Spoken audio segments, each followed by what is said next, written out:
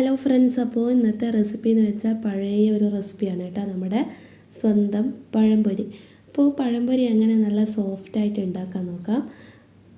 അപ്പോൾ ഇതിന് വേണ്ടിയിട്ട് ഒരു 1.5 കപ്പ് മൈദയാണ് കേട്ടോ എടുത്തിട്ടുള്ളത്.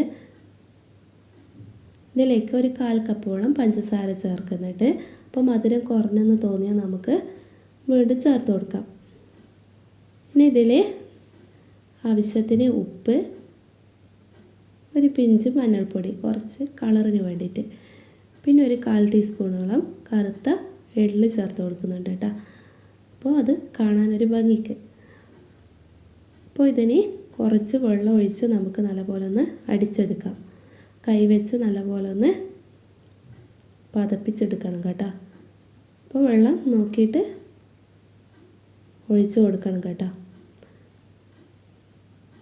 അപ്പോൾ നമ്മുടെ പഴംപൊരിയുടെ മാവ് ഇവിടെ റെഡി ആയിട്ടുണ്ട് കേട്ടോ. ഇനി ഇതൊരു അരമണിക്കൂറോളം ഒന്ന് റെസ്റ്റ് ചെയ്യാൻ വെക്കണം. ഇനി പഴം ഒന്ന് മുറിച്ചെടുക്കണം. അപ്പോൾ 4 പഴമാണ് കേട്ടോ എടുത്തിട്ടുള്ളത്. അപ്പോൾ ഇതുപോലെ ഘനം കുറച്ച് മുറിക്കുക. അപ്പോൾ അധികം പഴുക്കാത്ത പഴമാണ് കേട്ടോ ഇത്. അപ്പോൾ നമ്മുടെ മാവിന് കുറച്ച് മധുരം കൂടിയാലും കുഴപ്പമൊന്നുമില്ല. ഇനി നമുക്ക് ഓരോ പീസും നമ്മുടെ മാവിൽ മുക്കിയിട്ട് നല്ല ചൂട് എണ്ണയിലിട്ട് ഫ്രൈ ചെയ്തെടുക്കാം. അപ്പോൾ നമ്മുടെ പഴംപൊരി നല്ല ബോൾ പോലെ പൊങ്ങി വരുന്നുണ്ട് കേട്ടോ. അപ്പോൾ ബാക്കിയുള്ള പീസ് കൂടി നമുക്ക് എണ്ണയിൽ ഇട്ട് കൊടുക്കാം.